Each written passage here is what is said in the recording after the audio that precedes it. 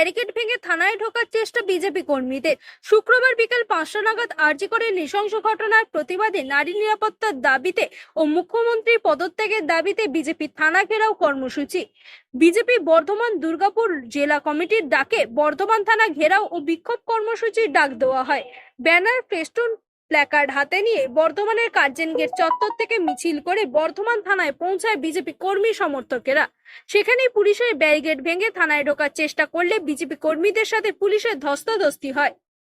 আজকে আমরা বর্ধমান থানায় এসেছিলাম, বিক্ষোভ কর্মসূচি ছিল আমাদের, কিন্তু রাজ্য সরকারের ওই দলদাস পুলিশকে রাজ্য সরকার, রাজ্যের মুখ্যমন্ত্রী তিনি পুলিশ মন্ত্রী, তিনি নিজেও যেমন ভয় পেয়েছেন, আমাদের পুলিশ প্রশাসনকে তিনি ভয় খাইয়ে দিয়েছেন।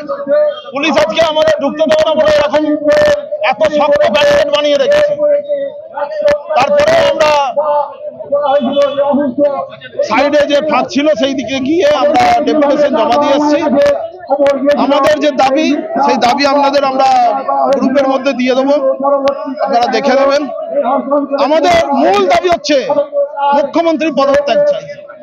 গোটা পশ্চিমবাংলা জুড়ে এই আওয়াজ উঠেছে, আর মুখ্যমন্ত্রীকে আমরা পদত্যাগ করতে বলছি যে আপনি দোষীদের আড়াল করার চেষ্টা করছেন, আপনি প্রমাণ করার চেষ্টা করছেন, আপনি নিজে তদন্তকারী সংস্থা কথা বলার আগে আপনি বলে দিচ্ছেন কে খুনি। আপনার পদত্যাগ প্রয়োজন। মুখ্যমন্ত্রী ওই চেয়ার ছেড়ে বেরিয়ে যান। ব্যারিকেড ভাঙার প্রচেষ্টা আমরা করেছিলাম, কিন্তু আমাদের পুলিশ অনুরোধ করেছে যে আপনারা পাশ দিয়ে আসুন। আমাদের বিক্ষোভ ছিল, তাই আমরা 5 জনের যে ভেতরে যাওয়ার কথা আমরা পাশ দিয়ে ঢুকেছি।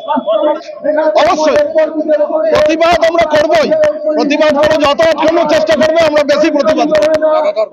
আমাদের লাগাতার প্রতিবাদ চাই। মূল দাবি মুখ্যমন্ত্রী পদত্যাগ।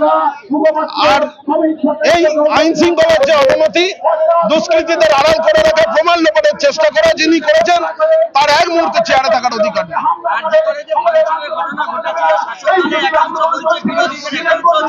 শাসক দলই করিয়েছে, শাসক দলই করিয়েছে। আর এই অপদার্থ পুলিশ রোগীর বিছানার চাদরের তলায় লুকিয়েছিল।